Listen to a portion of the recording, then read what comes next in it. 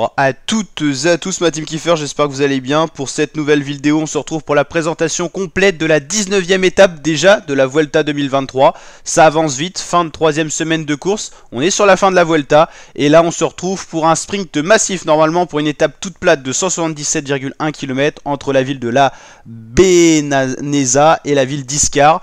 Une étape toute plate avec un sprint intermédiaire en fin de parcours. Normalement on aura peut-être une échappée de 1 ou 2 coureurs, mais les équipes de sprinteurs devraient verrouiller la course pour diriger leur équipe vers un sprint massif. Il y a eu peu d'occasions de sprint massif sur la route de la Vuelta, donc c'est pas l'occasion aujourd'hui de la louper. Malgré la fatigue, malgré la 3e semaine de course et malgré les étapes de montagne difficiles qui ont eu lieu, les sprinteurs voudront, je pense, s'exprimer sur ce genre de terrain qui est vraiment propice à un sprint massif. Aucune bosse au programme, aucune bosse de répertorié. Et puis voilà, c'est un profil pour les purs sprinteurs.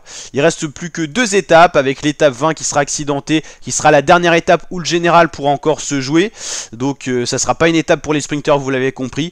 Donc c'est l'avant-dernière occasion pour les sprinteurs de s'imposer avant l'arrivée traditionnelle à Madrid. C'est un sprint en gros comme Paris-Champs-Élysées dans la ville de Madrid. Donc il y a encore 2 occasions pour les sprinteurs sur 3 étapes, c'est pas mal. Mais il n'y en a pas eu beaucoup durant toute cette Vuelta. Donc c'est l'occasion pour les sprinteurs d'aller s'imposer sur le Tour d'Espagne, qui est quand même un des 3 grands tours World Tour de la saison, qui offre vraiment des points pour les équipes pour rester en World Tour. Et surtout c'est quand même un beau palmarès que d'ajouter pour un sprinter une victoire sur un des 3 grands tours de la saison.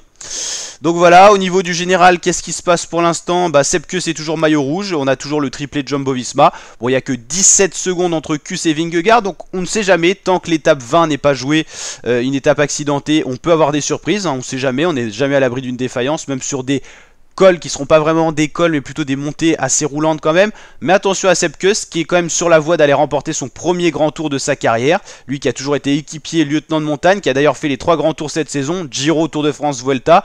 Il va faire un top 15 dans tous les cas sur ces 3 grands tours, s'il finit la Vuelta on lui souhaite bien sûr, mais il peut gagner surtout ce Tour d'Espagne, c'est quand même assez impressionnant. Jonas Vingegaard, Primož Roglič, voici le podium. Pour l'instant je crois que c'est historique, hein. 3 coureurs de la même équipe sur un podium d'un grand tour, je pense que ça doit être la première fois si je dis pas de bêtises. Les pros du vélo, n'hésitez pas à me dire ça en commentaire, mais Sepp Kuss, Jonas Vingegaard, Primož Roglič qui se tiennent en 1 minute, tous les 3 de l'équipe Jumbo-Visma, c'est quand même impressionnant.